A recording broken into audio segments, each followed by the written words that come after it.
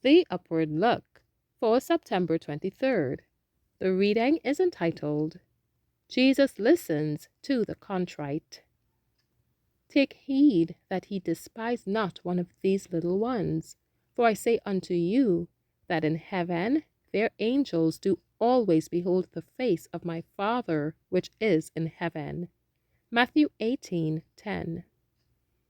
As the veil which conceals Christ's glory from our view is drawn aside, the Savior is shown to be in his high and holy place, not in solitude, careless and indifferent to our needs, but surrounded by thousands and thousands of holy angels, each one of which has a commission to fulfill for the blessing of humanity. The Savior is in communication with every part of his vast dominion. He stoops from his throne to listen to the cries of his children. His heart of love is filled with pity and compassion for them. But his greatest grief, I am instructed to say, comes when grief is brought to those whom he has appointed to do a certain work. When someone who does not understand the will of God urges his way in to cloud judgment by many words. Months and years may be needed to undo the wrong wrought in the few minutes spent in speaking unadvised words. Oh, we must not grieve the Savior by our lack of love for one another.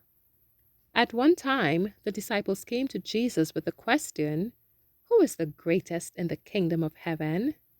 And Jesus called a little child unto him, and set him in the midst of them, and said, Verily I say unto you, except ye be converted, and become as little children, ye shall not enter into the kingdom of heaven. Matthew 18, verses 1 through 3. We are engaged in a great and solemn work, and we should follow the Savior closely. He will lead us to higher and still higher planes of truth. Ye shall see greater things than these, he says. Only be diligent students.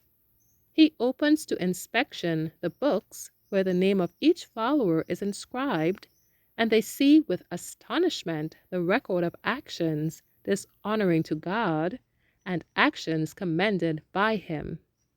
Each day's record shows the workings of providence, the efforts of the Lord to keep men meek and lowly, tender-hearted and pitiful. Christ hears every word spoken in disparagement of his children. He knows when they become almost distracted in their work because meddlesome persons, instead of attending to their own work, carry a great burden for the work of someone else. Could the eyes of the one who is cherishing evil surmising be opened, he would see the Savior drawing near to the one whom he has accused, bending over him as, full of perplexity, he kneels beside his couch, weeping and begging the Lord for strength, for wisdom, for his keeping power. Prepare to meet thy God in peace.